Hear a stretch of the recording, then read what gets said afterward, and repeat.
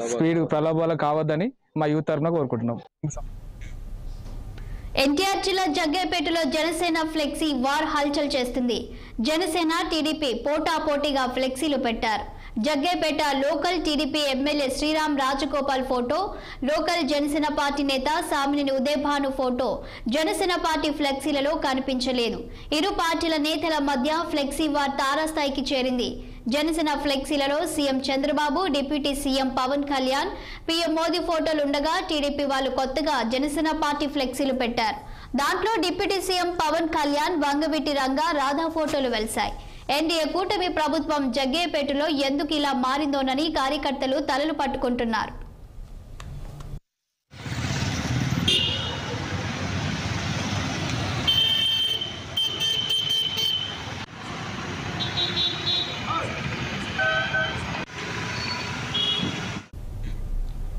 ఎన్టీఆర్ జిల్లా నందిగామలో ఇసుక అక్రమ తరలింపులు భారీగా జరుగుతున్నాయి.